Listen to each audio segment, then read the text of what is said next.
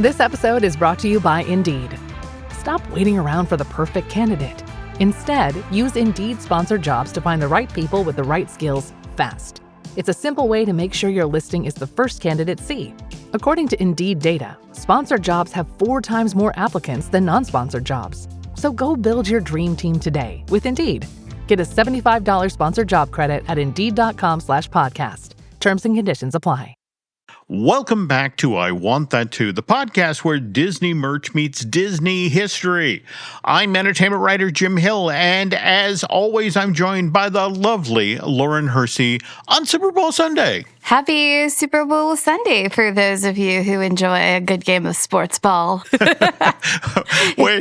the big is one. A polite way of saying that. There we go.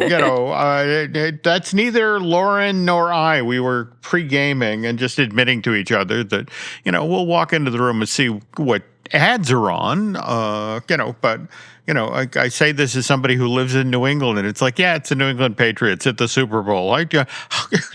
When was the last time that happened? Like 5 minutes ago, right? I think that I will watch the ads, but I think that we'll see at least one Disney Cruise Line commercial. What do you think? It is hard to say. In fact, what was interesting, I'll be recording a fine-tuning later today as well, and was checking with Drew, and they believe that Disney will be buying ad time for Toy Story 5, which arrives in theaters on June 19th.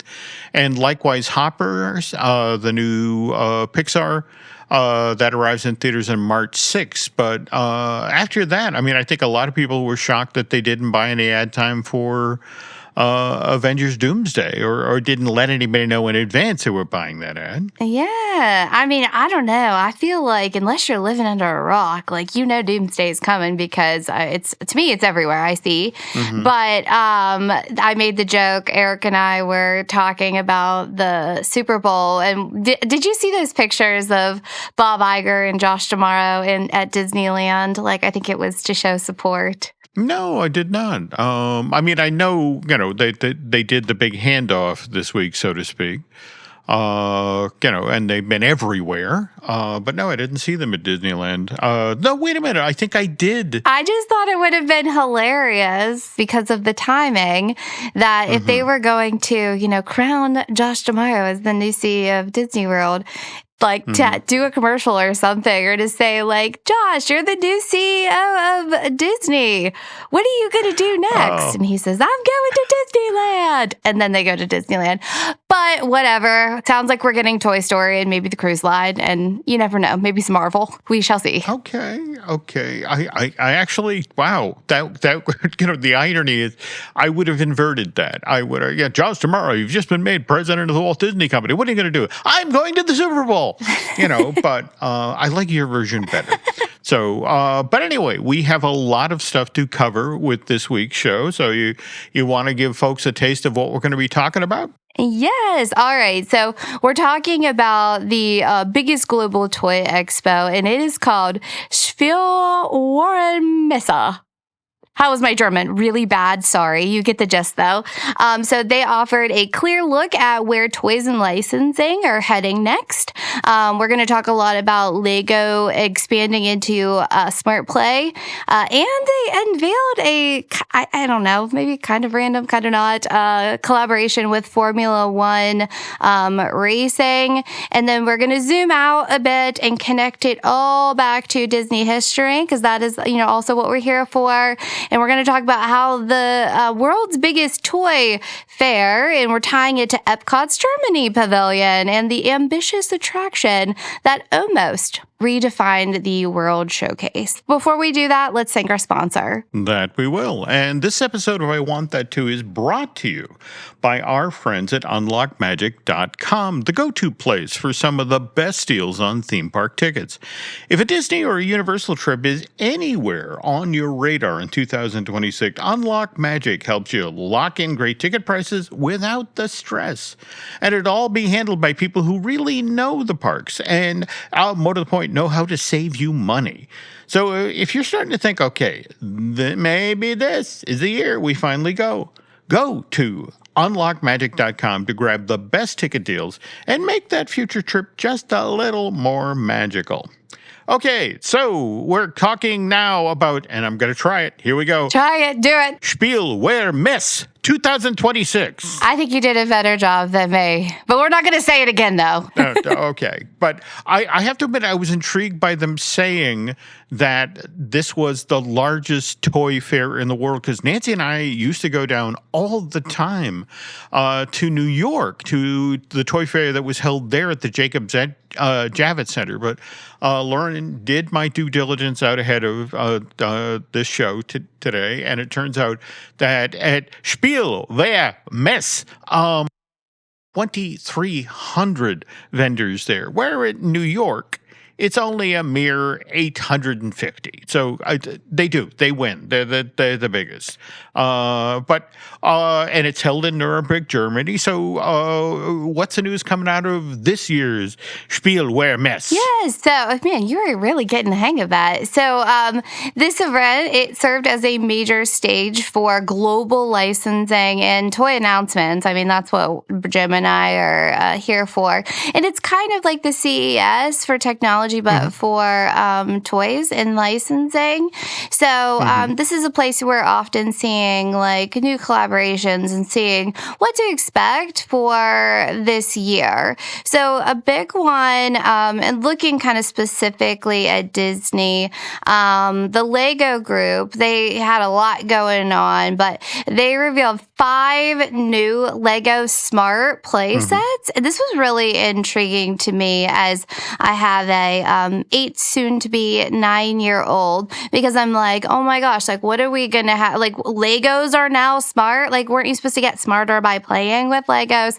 But anyway, so these new sets, they have what's called smart brick technology, and what they're trying to do is encourage interactive play without the need for screens and devices. So I just thought that this was like a really, really clever thing to do, as parents are trying to, limit and monitor screen time for their children.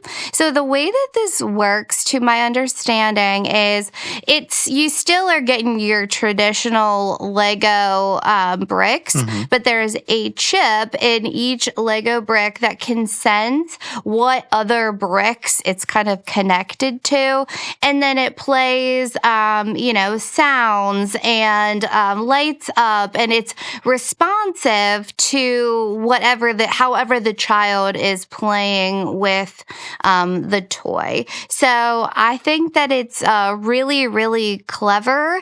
The smart bricks are launching on March 1st, and as a part of those, we're getting the smart Star Wars lineup.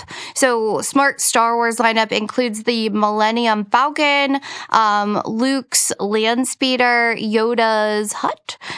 Is this at Attack on Endor, and the Mos Eisley Cantina. And then the first smart minifigure of C-3PO. What do you think about these smart blocks? I have to admit, I'm kind of intrigued. The notion of that they make noise, that they light up. There's a part of me that, given how small Legos are, it's like, and there's a chip inside of each block that, can figure out that it's been attached to another chip or another block that has another chip in it. It's like, wow. I mean, this is verging on science fiction here. Was there? I mean, this is a big deal. So I have to assume Disney and Lego, made it a big deal over there in Nuremberg. Yeah, it was especially a big deal because they brought in actor Anthony Daniels, known for portraying C-3PO. And so they joined with Lego to unveil these new sets. And I think that it's also, a nice reminder of the long-standing collaboration that we see between Lego and Absolutely. Lucasfilm. I'm sure people were thrilled to see that. But again, Disney and Lego being the way they are, and of course we have the Mandalorian Grogu coming out later this year. But we've talked about this on previous editions of I Want That Too. That this is Disney's big year for celebrating Winnie the Pooh, the 100th anniversary of the launch of the character, and they've got some Pooh-related Lego sets as well? Yeah, and I don't believe these ones are smart, and I honestly don't recall seeing Pooh Legos in the past, maybe over the years, but this year's rollout is inspired by the 100-acre wood, and it is aimed at our younger builders and family play, so always love to see new Pooh merch. Okay, I've seen images of at least one or two of these sets, and it's interesting. It's very weird to look at a Winnie the Pooh with corners, but it's a nice likeness actually, and I think they've also done the same thing with Piglet. So I'm going to be interested to see these out in the world. Yeah, and they also announced a global collaboration with Mickey and Friends in Formula One. We've also talked about Disney's relationship with Formula One and all the special things they did when the race was out in Vegas. But I'm assuming maybe because this is a now global collaboration and it's set to debut in 2026, and we're getting more merch. So we're getting toys, apparel, accessories, some lifestyle categories.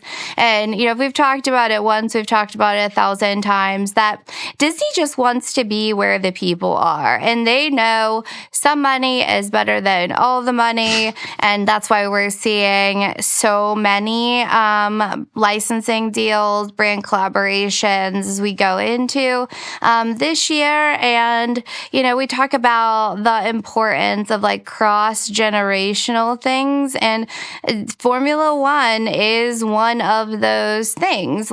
You get your whole family to sit down and watch these races. My best friend Jen's whole family is uber into F1 racing. That's how I was exposed to it, and there is a giant niche following, so it makes sense to me. Okay, got it.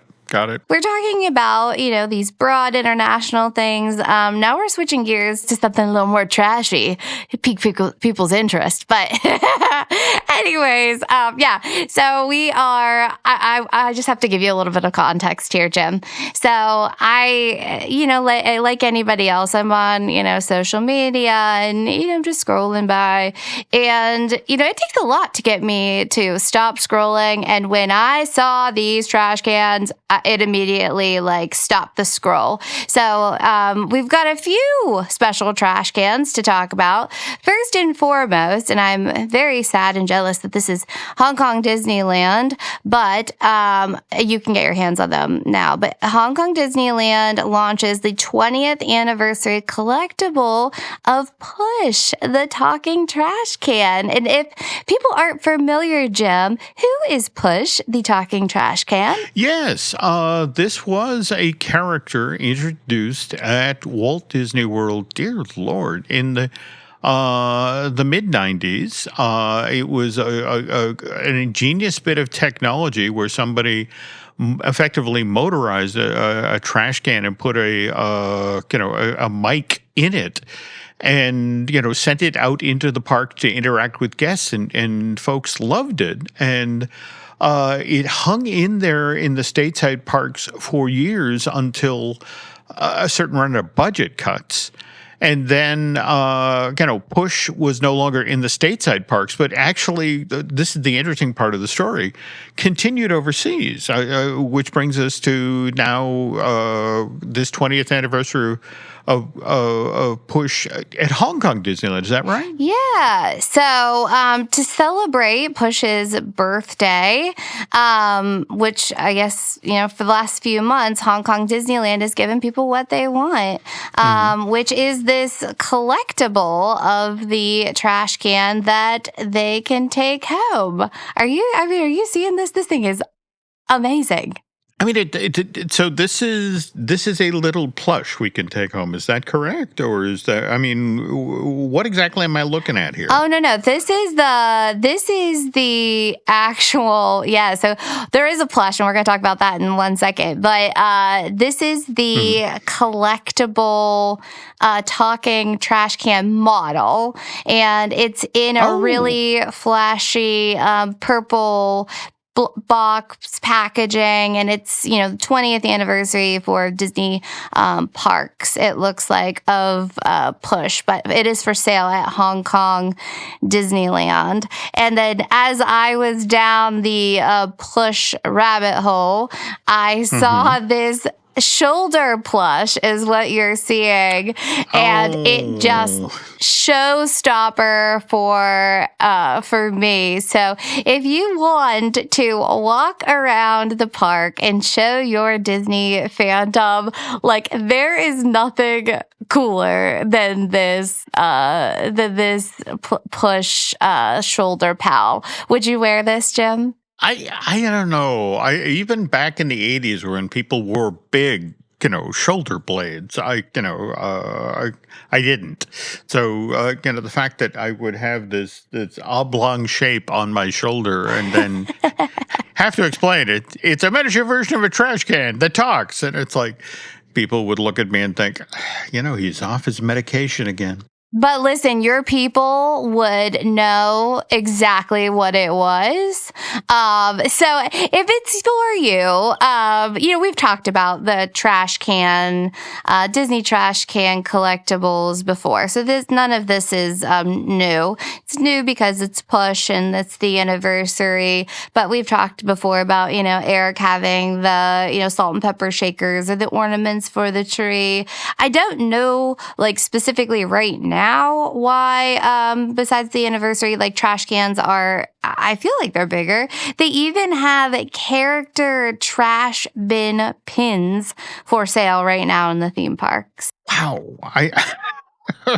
Okay. I guess, there are those of us who have things that we miss and we love. And, for example, on the recent, most recent Disney Dish that Len and I recorded, he was waxing enthusiastically about hand witches.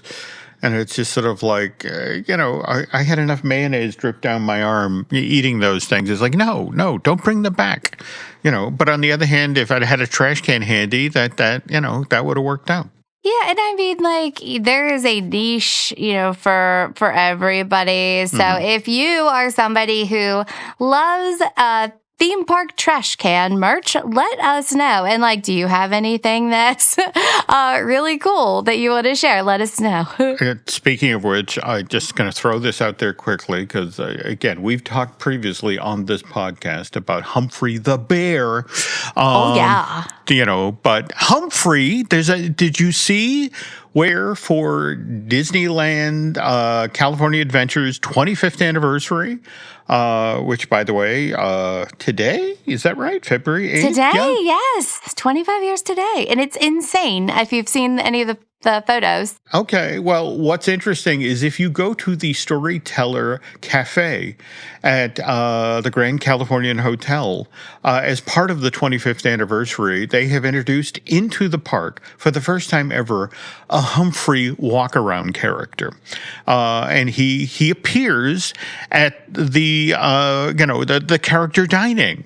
So, I know we're headed out there next month, Lauren, and I may be forced to drag you and Eric there just so you can record my interaction with Humphrey the Bear. Oh, there's nothing that would warm my heart more. And, maybe by the time we get out there, it'll slow down a little bit. But on our last show, we had talked about it's not a Ferris wheel. What's the actual name? The popcorn bucket? Oh, the Pixar Pal Around. Yes. Mm-hmm. Yeah. Well, if you've been following, the queue for that, the virtual queue, sold out immediately.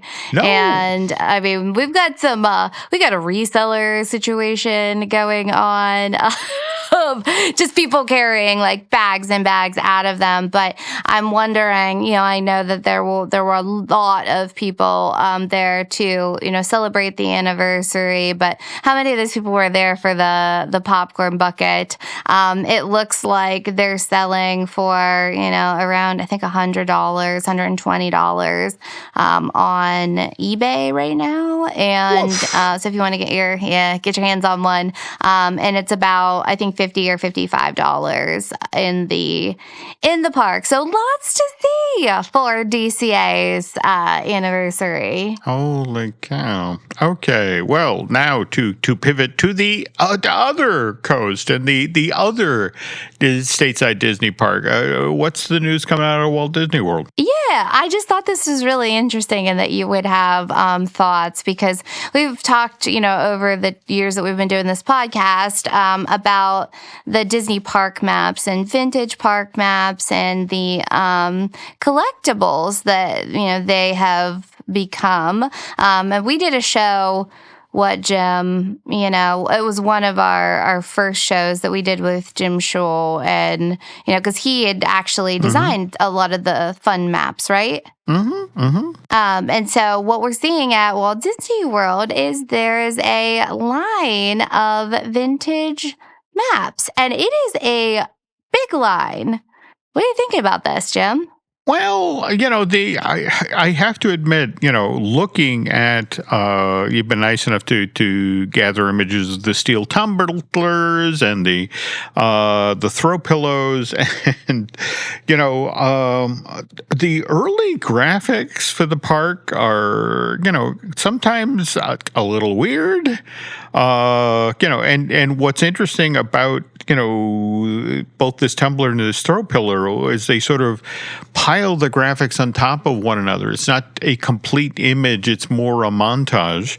They're colorful. On the other hand, that's really the price for the tumbler, $54. As if it looks like a Stanley Cup, so it's large with a handle. What I want you to pay special attention to, what really caught my eye out of this collection is the faux succulent planters, and they look like the gondola from the Tomorrowland Speedway. What do you think of these? Well, given that I have a black thumb, now are these real succulents or they're faux? They're faux. Oh, good. Okay, then these are perfect for me. A plant I can't kill. On the other hand, that's interesting. You're given your options between a red sky bucket, a yellow sky bucket, or a blue one, and boy, again, it's fascinating to see Disney exploring every possible niche. Skyway fans meet people who can't keep plants alive. Yeah, and I think this is a big collection. So just to run down real quickly here, you're seeing the blanket at $70. There's like a cookie jar. Jim talked about the tumbler. You have bowls and placemats and salt and pepper shakers and coasters and paperweights. I actually like the paperweight.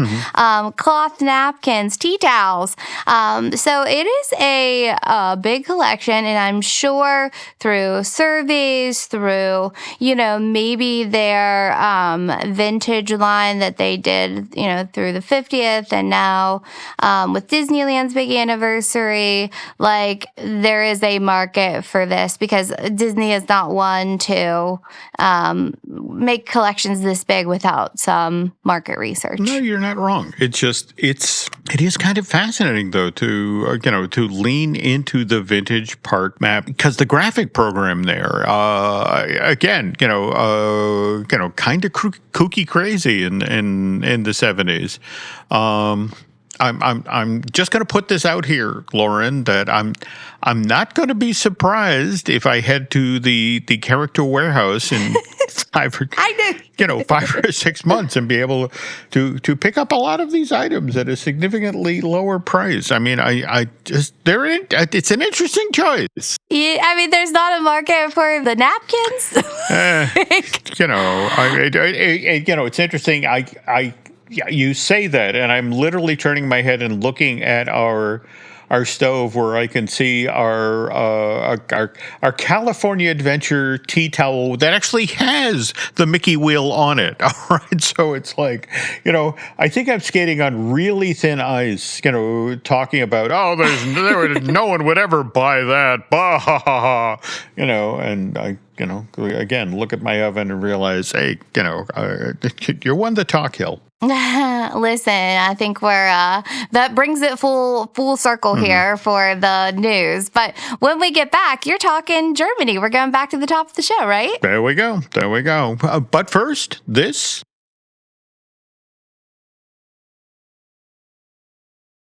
And we're back. And again, folks, Lauren started off today's show, with news coming out of the Spielwarenmesse, in the toy show in Nuremberg, Germany. And as she was mentioning that, she asked me, did I have any German-related stories to share? Because that's how it normally goes. There we go. It's like, hey, I want to talk about this. You got any stories? And Jim can always pull something out of the archives. Well, in this case, I have to ask, given the amount of time that you and Eric have spent at the Disney parks down in Florida, have you guys ever managed to make it into the Biergarten there at the German pavilion? Yeah, I go there. They have a great shop for Werther caramel cookies. You can get a giant pretzel, and don't they have an amazing buffet? That's Germany. That they're in the Biergarten.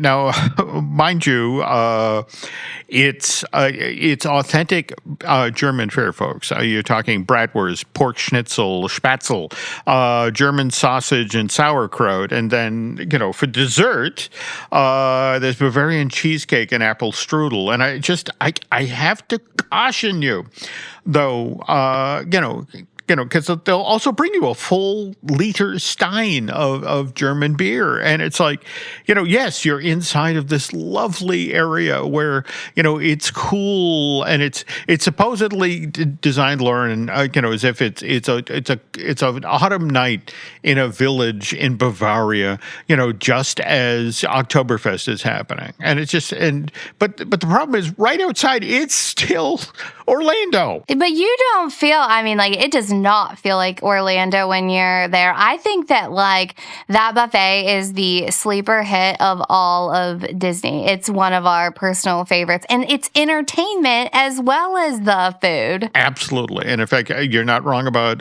for example, the price point for lunch and dinner. It's $48.99 for adults and kids, $26. And it's a lot of food. It's a lot of entertainment. My only thing is, if you make the mistake of filling up there and you walk outside into the heat and humidity, and then you are in the southwesternmost corner of Epcot, so whether you're walking back to your hotel or just trying to get to your car in the parking lot after loading up, it can be brutal. Anyway, now okay, so you're familiar with the Biergarten, yeah, and I have to ask, as you've walked in to this restaurant, you go into the entrance to the left. You ever take a look at, there's a mural there on the wall there on the right. Have you ever noticed that? Yeah, it's odd. It's like you kind of go through into this big, it's not open air. Maybe it is. I don't know. But yeah, I know that it's an impressive space where you wait, but I don't know what's on the mural. Well, here's the thing. The mural was never supposed to be there. Once upon a time, Lauren, when there was a phase 2 in the works for the original Epcot Center, that mural, if you pulled it down, there were giant two giant doorways there. And what you were supposed to be able to do is walk through those doors and board the German Rivers ride. And we know about this, Lauren, because Disney promoted this thing. I mean, if you read the annual reports for the Disney company out ahead of the opening of EPCOT, for example, this is from the 1978 annual report for the company, that the German Rivers Ride is a simulated cruise down Germany's most famous and picturesque rivers, the Rhine, the Tober, the Ruhr, and the Isar. And guests will pass intricately built miniatures of famous landmarks include Neuenstein Castle. By the way, that's the inspiration for Sleeping Beauty Castle at Disneyland. The Garmisch Classic Ski Area, Rothenburg, and the Cologne Cathedral. And the miniatures will be scaled so that they'll appear to be full-size scenes as viewed from a distance. And then in addition to the miniatures, as you're moving through the ride, there would be these full-size tableaus that would appear as kind of animated visions in the sky, and they would recreate milestones from German history and culture. And what was interesting is, as the German River ride came to a close, Lauren, guests would then disembark at the edge of the Biergarten, and I mean, you got to appreciate that touch, that every guest, as they got off of the German Rivers ride, had to walk by the Biergarten and listen to the music from that 7-piece brass band and smell the authentic food. It's like the Blue Bayou at Disneyland. There we go. Kind of like that. Only Germanish. Only German. Okay, so this is what the Imagineers had originally planned for EPCOT's German Pavilion. And what was interesting, Lauren, is this setup was actually the template for what the company hoped to do with every single international participant who signed up for World Showcase. And here's another excerpt from an annual report. This is from 1976. And it says, our creative staff at WED Enterprises has developed a complete pavilion concept for major nations taking part in World Showcase. Each of these pavilions will include a high-capacity show attraction, a restaurant serving food unique for that individual country, a shopping street featuring that country's distinctive merchandise, and then an area where travel to that country and products purchased or products produced in that country could then be presented and promoted. And they cite, well, for example, our German pavilion will feature a German river cruise comparable to a small world attraction at our parks, a Biergarten restaurant, which we are offering for sponsorship by major German beer companies, and a spacious area that will be divided up in many ways so that it can then be used to promote products from participating German companies, airlines, automobiles, cameras. So,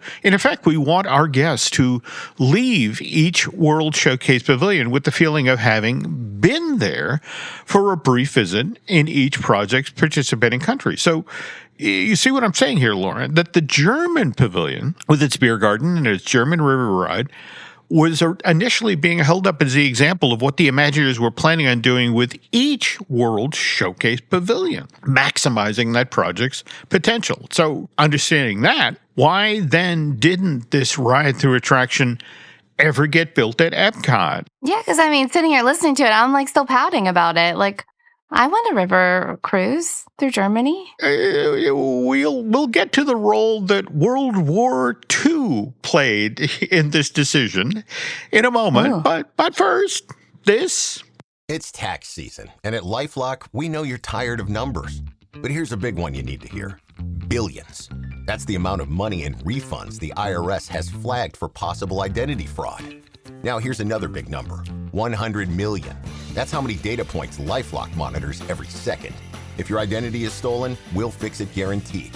One last big number, save up to 40% your first year. Visit lifelock.com/podcast for the threats you can't control. Terms apply.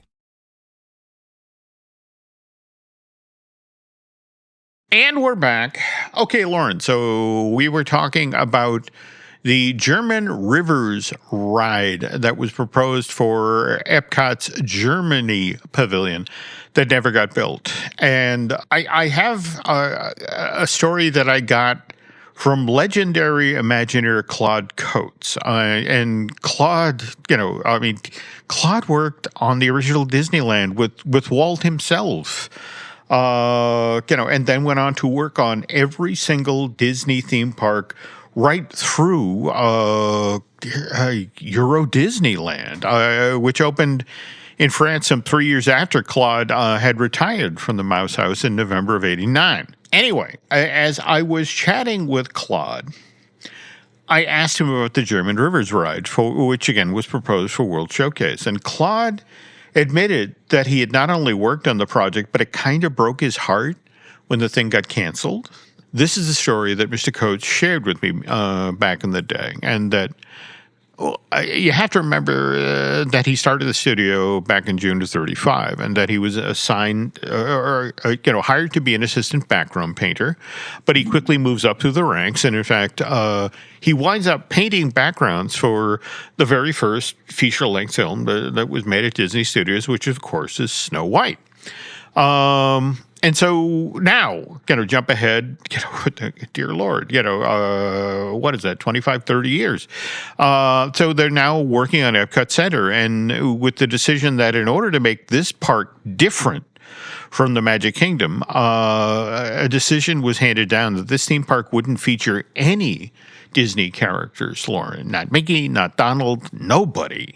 That's one of the reasons why people are so crazy about Dreamfinder and Figment, because, when this place opened at '82, that was it, except for the little robot smart one. But anyway, Claude is working on the German Rivers ride, and there's a place in the attraction where guests are supposed to float by the Black Forest, which, by the way, is where Walt had set Snow White and the Seven Dwarfs. And so what Claude proposes is that as guests float by this part of the German Rivers ride, that they'd first hear the Seven Dwarfs singing Hi-Ho, and then as they glimpsed through the trees of the Black Forest, they then catch a glimpse of the dwarfs marching across that log, just like they do in the Snow White movie.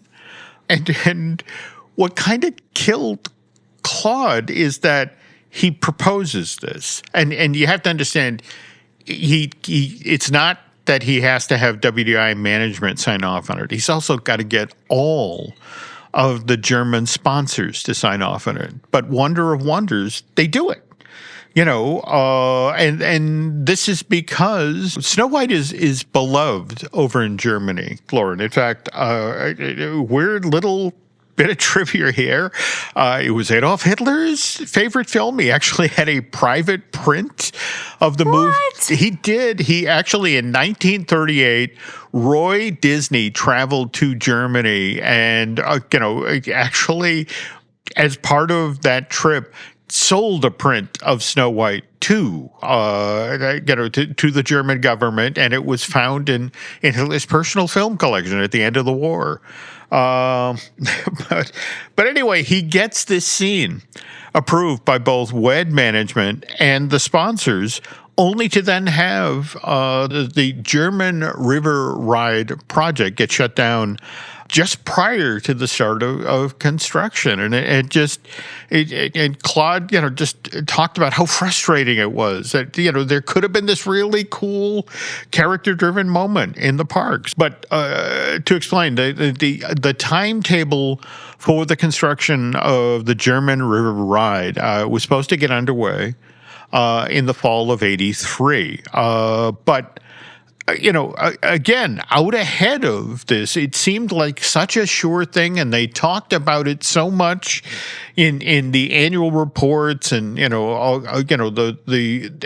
fact they released concept imagery of the load unload area. So they built the doors. They're like, of course we're going to build this ride. Let's build the doors. But then these doors, Lauren, they just stand there for the next 5 years before, at some point in '87, and this is half a decade after EPCOT is finally opened, the doors are first covered over with sheetrock, and then that's where we get that mural painted. So why then something that was announced and promoted as much as the German Rivers Ride, why didn't it get built? Okay, realistically, a lot of this has to do with EPCOT's financial problems. And we've talked on this podcast previously about that, Lauren, how for example, EPCOT, when it was announced, was a $400 million project. But by the time it opened in October of 1982, the price of building this theme park had risen to $1.2 billion, and Disney had to shoulder that extra $800 million mostly on its own. And then by the start of the park's second year of operation, and again, we're now talking fall of 83, EPCOT had seen a noticeable fall off in attendance levels, and what management interpreted that as was that, okay, word's gotten out about Walt Disney World's second gate, about how it's ambitious, it's earnest,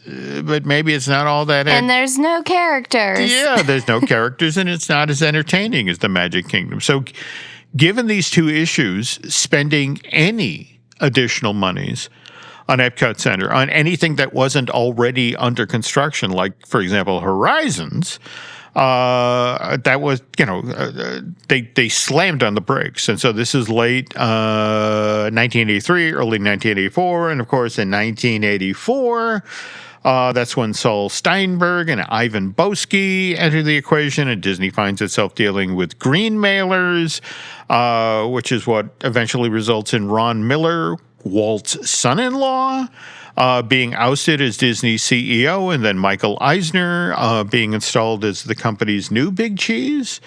So now, why then doesn't a Michael Eisner, who, by the way, in like the first week or so that he was at the Disney company, was taken over to Imagineering and shown everything that they had designed, everything that was ready to go. Why then didn't Michael put Epcot's German River Ride into construction? And Lauren, okay, the way this story has always been explained to me, at one point a memo lands on Michael Eisner's desk, and this is late 84 or early 85, which essentially lays out this scenario. Okay, if you were an 18-year-old back in 1944, which is when the Battle of the Bulge happened in the Ardennes Forest. It was America's single deadliest battle in all of World War II, with 19,000 men lost, an additional 75,000 casualties. But again, you're 18 and 44. How old are you in 1984? You're 58 years old. 60? Either way, that's the age when most people are getting serious about retiring. Yeah. And where do most Americans, or where do many Americans opt to go when they retire? Florida. Yeah, Florida. Okay, so just to review here.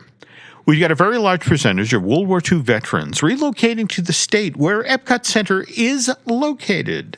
And Walt Disney World's second gate is now looking to open an attraction that then celebrates the history and the accomplishments of one of the Axis powers. Could you see how Disney's new management team might suddenly think, oh, that might be a problem? Yes, but they have a whole pavilion celebrating Germany. They do. And also worth noting that they also had a pavilion celebrating Japan. Yeah. In fact, there was supposed to be a Florida version of Meet the World, the Japanese history show, which, by the way, debuted at Tokyo Disneyland in April of 83, along with the rest of the park. But never opened at Epcot Center. And Lauren, in that case, they didn't just build the doors that led into that theater. They built the entire theater. What? Is it there now? It's still backstage now. In fact, it's used mostly for storage. But they were ready, to actually do load in with the show when that project was like, whoa, put that on hold. And the project never got revived. And again, even so, Epcot today, again, is a theme park that still desperately needs additional ride shows and attractions. For me, it's just sad to think that the Imagineers had a new ride all ready to go for World Showcase, one that Claude Coates, the Imagineer who did Snow White's Scary Adventure, not to mention working on Pirates of the Caribbean and Haunted Mansion, he had designed this. It was all teed up. And I just one final reminder, this is how Richard Baer describes this never-built attraction in Walt Disney World's Epcot Center. That's the coffee table book that Abrams published the year after Walt Disney World's second gate opened. And this is how it's described, Lauren. The future river ride promises to be as enjoyable as it is informative. An early concept has guests boarding a cruise boat for a simulated ride down the Rhine and other rivers, the trip affording a visual impression in miniature of the cultural heritage of Germany's past and highlights of its present. Among the detailed models envisioned are scenes in the Black Forest, the Oktoberfest, Heidelberg, the industrial Ruhr Valley. The possibilities are limited only by the planner's imagination. So, long story short, folks, the next time you're in Epcot's Biergarten, please raise a stein for what might have been, and that is World Showcase's German River Ride.